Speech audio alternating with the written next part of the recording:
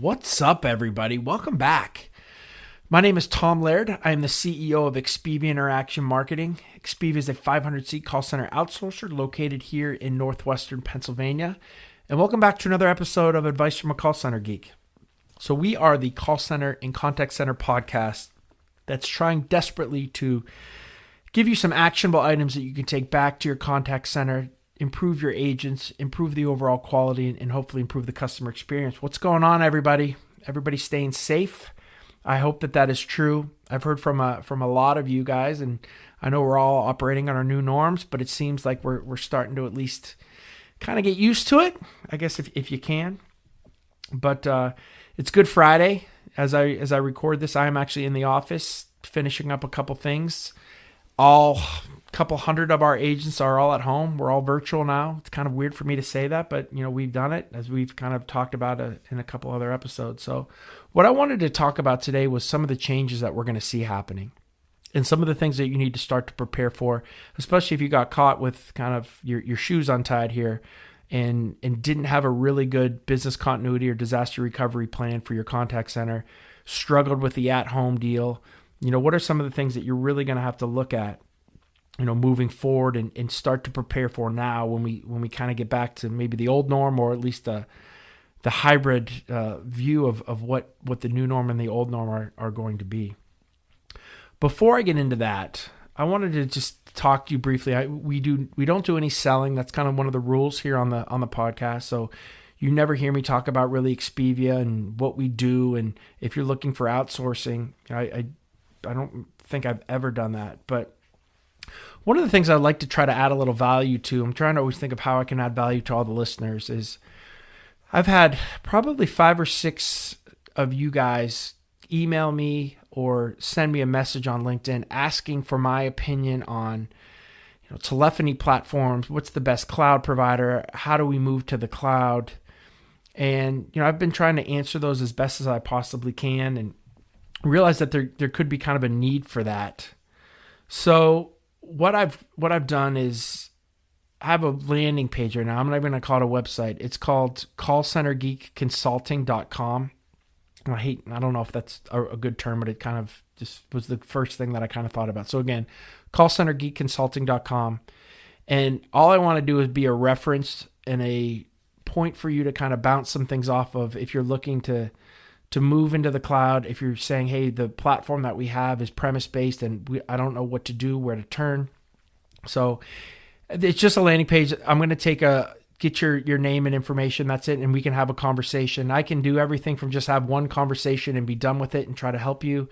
If you'd like me to give you some ideas of what I think would be most beneficial to your business, what platforms, we can talk about that. If you want to even use me the whole way through and say, Tom, will you come on this demo with me?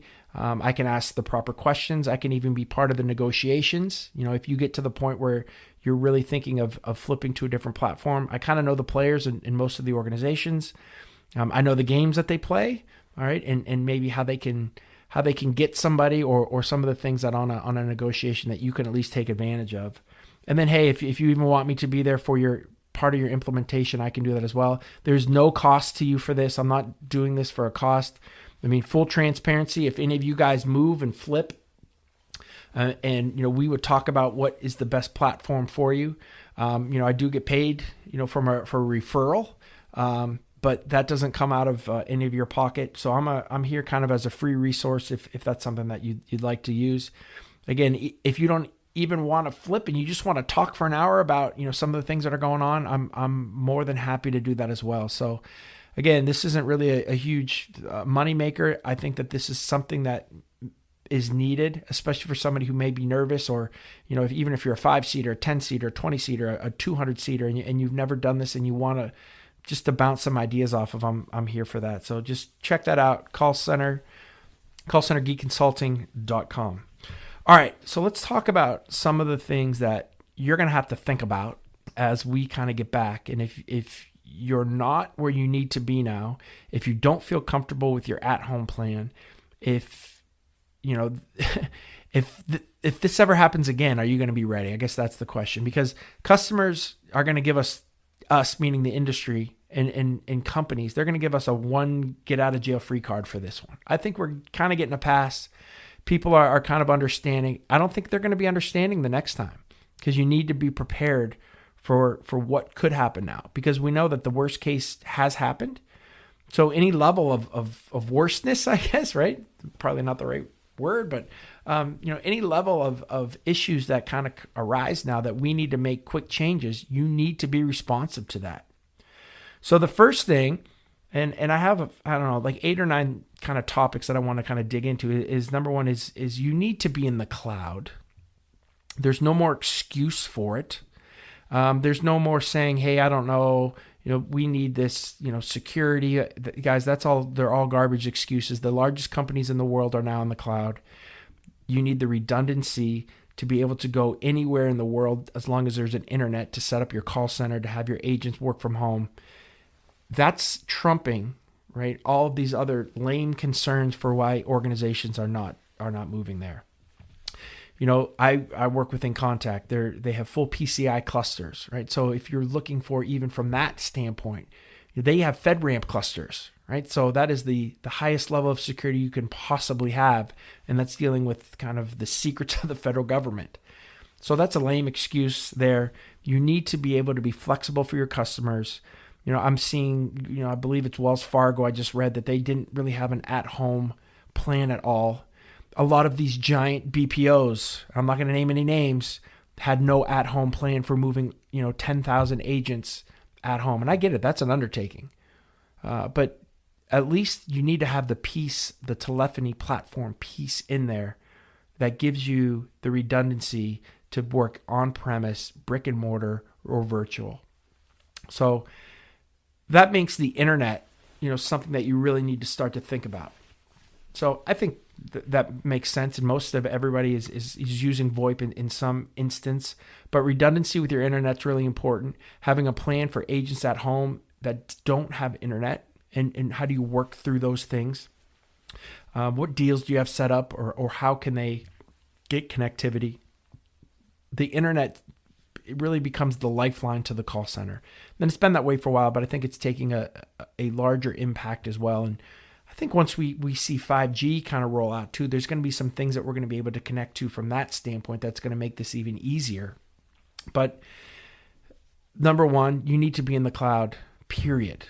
If your contact center is not, then you are falling behind, and you are risking really everything when it comes to having any kind of redundancy with your customer. And that's the next piece is redundancy, right? And that's kind of the reason we're doing this. Before, when we talked about redundancy, we talked about, I have a generator. I have 2 or 3 different pipes of internet coming into my call center. Our servers are fully redundant. We're backed up to AWS. Like, that stuff's all really important. But now it goes way beyond it, right? It's redundancy to the entire operation. And that leads to the next thing of having a legitimate, a real legit, and listen, I did not, right? We failed in having a disaster recovery plan. We had a plan, and I thought it could be doable, but, really going through the practice and the rollout of a disaster recovery plan and working through some of that, as kind of an emergency fire drill. Those things are so vitally important. Now, you can't get caught. So disaster recovery, business continuity takes a whole nother huge step forward. And if you are a BPO, if you're listening to this, and I know there's a lot of BPOs in the Philippines and India, in South America that are listening to this, every single RFP that you're going to see, there's going to be huge sections now on business continuity and disaster recovery. So you better have a plan. You better be able to not just have a plan, but articulate it on paper so that everybody understands, what you're doing. The other thing I would say is document everything you're doing right now, right? So do white papers, do things that kind of prove that you can operate in this kind of environment, because I think that's going to be really, really important. The other thing that I think you need to start looking at is optimizing for technology when it comes to the call center. So what I mean by that is tools like speech analytics, and you guys know I'm a huge fan of it, huge advocate of it, use it here and use it daily. But it becomes more important when you're talking about at-home agents, right? You can no longer or a lot of us are no longer going to be able to walk up and down an aisle of row of cubicles, right? And go sit down and talk to Janie and do side-by-sides and listen. We can still do that in a virtual environment, but it is a little bit more difficult. So to say to QA, we're going to listen to 2 or 3 reps and score them per week, I don't think that that's good enough anymore. There's too many variables that happen at home. And again, I was not an at-home advocate before this. I was a brick and mortar person for all the things that I'm about to say here. Now, that's no longer an excuse, right? I can't use that as an excuse of why we're brick and mortar. I have to figure out, and you have to figure out how to operate differently. And you can't be just stubborn and say, well, that doesn't work.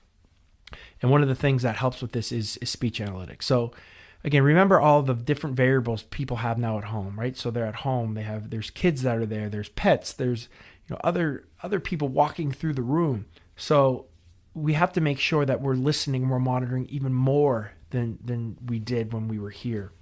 And with speech analytics, you can actually listen to 100% of the conversations. I'm doing air quotes, listen to 100% of the conversation and start to see trends that are happening with reps. And you can pull certain things that are being said, right? So you don't have to constantly be on the phone listening and trying to catch them at the time. So speech analytics is really important, and that's going to roll right to QA takes a bigger impact. We have almost doubled our QA staff for at home because I feel like I'm losing control a little. When it comes to the at home agents, there's certain things I can't control anymore. So what I can control is what's said on the phone, and I want to make sure that we're listening to that as much as we possibly can. So using speech analytics, beefing up our QA has been one of the ways that we've really helped to mitigate anything that may happen. We haven't seen anything, and it's made me feel really good, but I think it's really important, from that aspect. The other thing is, if you don't have really good real-time dashboards, right, and real-time metrics to review, if you're looking at everything the day after, you're in big trouble, right?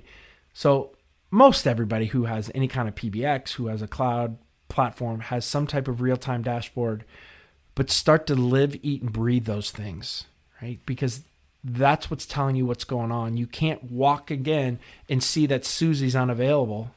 You have to look at your dashboard and see that she's unavailable and then find out why or find out if there's an issue. So take a look at your dashboards, make sure that they're set up and they're optimized for real time. The historical stuff on your dashboards really shouldn't be there at this point. Start to live, eat, and breathe it. Have rep understand the expectations for it, for how much occupancy they should have. What's the percentage of unavailable time? Stay on track of all that. The other thing is rep engagement, right? So while reps say they love working from home, right, there's a lot of them that, it's lonely and it's kind of boring, right? They liked the camaraderie. They liked some of the crosstalk that happened in a call center environment. There was a lot of people. There was activity. There were games that were going on. So every personality is a little different. So you got to really work that through. You have to work through your processes for at home, having more touch points with agents. You have to double the amount of communication you had than when you were here, right? And that's one-on-one communication. So whether that is just making phone calls to them, whether it's VoIP phone calls, whether it's video chats, whether it's just sending an IM, you have to be in constant communication. You have to think that through more than what you did and how you operated when you were here in the contact center world. The other thing is management really takes a really key role, and I'm really finding out that, and I just sent a huge, dissertation out to my team on Slack today, thanking everyone. It's like a 5,000 word diatribe on really pinpointing each specific supervisor, the things that they've done, because the supervisor in your middle management takes an even more important role in managing the day-to-day of the team. You're only as strong as your middle management. If your middle management is weak, then you need to beef that up. Moving forward, that's something you need to be thinking about right now. How do I get my middle management better? How do I train them? How do I get them to follow procedures? Am I giving them procedures to every hour, every 15 minutes, what they need to be doing? It's really important. You can't do this all on your own.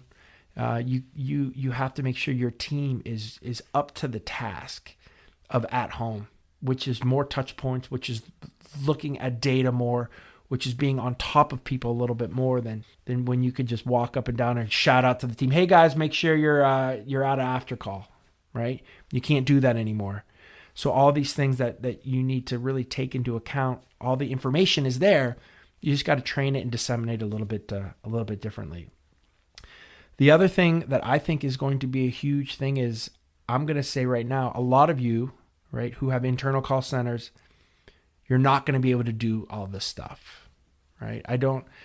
The amount of effort and time that I think to do at home properly, and everybody says, oh, we have it at home, we're a virtual call center, and maybe there's some people that I have not really seen it done really well. I think we're trying to do it really well. And we're thinking about it every single day. What can we do different? How can we add? What's another layer of security? What's another layer of rep engagement? How can we just constantly make this better? And if you're not thinking about that all the time, then you're going to be in big trouble. And many of you internal guys, you have your own jobs, right? The company is not a call center. The company does a service. The company makes a product, right? And you've heard this has been one of the BS lines that all outsourcers uses, let us worry about your customers, right? While you worry about your product.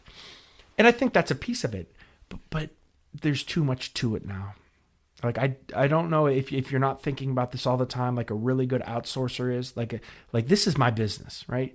Our business is call center outsourcing. It's dealing with clients. It's on the phone. How do we deal with the customer? How do we make sure that we're doing a really good job for every single time that we're interacting with the customer on the phone or through an email, or through a chat, or through a digital channel? We're thinking about that, how we can get better. We're talking about what things are going wrong, what things are right. Not that you guys aren't doing that, but I don't know if upper management in some of these other call centers understand the amount of effort, the time that you're probably willing to put in, right? But are they willing to put the time, the dollars, the cents into beefing up certain things that need to be done to do it right? So having said that, this is maybe sounds like a cheap plug, but I'm going to use it last. So maybe most of you guys who are listening at this point, or some people have already bailed off, so it doesn't sound like I'm using this right at the front. But I think outsourcing is going to take a larger role in what happens here. And outsourcing from the standpoint of redundancy, so maybe you keep your internal center, but you keep 5, 10, 20 agents at a third party that's taking calls, so that if this ever happens again, you don't have to worry about it.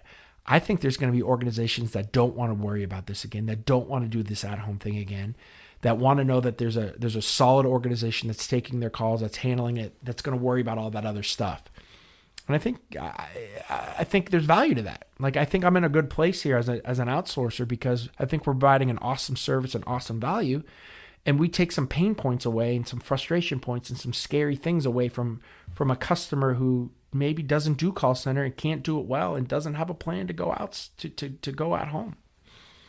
So I think that's really really important. Some of the things that we'll start to see. So it's just thinking differently, guys. You can't think like an internal call center anymore. There's more to it. It can be done, and we're seeing that it can be done really well. But if you have really solid middle management, if you have a lot of things in place from a policies and procedures aspect, this can be done. It can be done pretty well. I mean, I'm no longer going to say I'm a brick and mortar call center. I'm going to say I'm a hybrid, right? So that means I'm going to always have clients that are going to want, some type of level of security, maybe more of our credit card, financial services, that they're going to do this brick and mortar under the lock and key, under the PCI compliant, that whole thing. But there's also clients that, maybe don't need that level and are fully comfortable with having an at-home redundancy, virtual workforce. We've also seen, to be honest, our attendance has been great. Attendance has been amazing at home, especially weekend attendance, Sunday attendance. It's definitely gone up. I don't have the actual numbers, but I'd say it's 10 to 15% up from our attendance never was really bad, but it's really, really good now. I mean, it's literally in the whole organization, like 3 or 4 people a day that are calling off over all these different hundreds of reps. So that's like, it's less than 1%, 2%. It's crazy. Where we were in that 10 to 15, when we were doing everything here. So there's something to be said for this. It's opened my eyes. It has changed how I think about, really what is possible, what can be done, and really what should be done to benefit the agent, to benefit the customer, to benefit the client. So those are some of my thoughts of where you need to be looking. And as we kind of get out of this muck, hopefully, you guys can start to operate a little bit differently and prepare yourself for some of the changes that will be the new norm. This is probably it's weird to say the new norm, but it's the new norm for the short term, but our kind of long-term new norm. So again, guys, that's what I have for you today. Go on the website, our Facebook page, Advice from a Call Center Geek. Start some conversations there. There's some really good stuff that's cooking there. There's the community, more Advice from a Call Center Geek, Advice from a Call Center Geek community as well. That is kind of separate from the Facebook page, but that's also on Facebook, so you can join there. Hit me up on LinkedIn. I'd love to talk with you. Follow me on LinkedIn if you're not. Trying to post at least 15 to 20 times a day on different call center topics. And again, if you'd like to talk about anything about your call center, about the technology, about anything that you need some help with, I don't charge anything for it. No upfront cost. I've had a couple hour conversations with a lot of you already. So, let me know. Again, Call Center Geek Consulting. We can talk and see if we can help in any way there. But guys, stay safe. Keep your head up. We're getting through this. It's going to be May and June, and we're going to be hopefully back to I guess relative normalcy pretty shortly. So again, have a great Good Friday and have a really, really happy Easter. And again, I can't thank you guys enough for the following that I'm getting. Thanks, guys.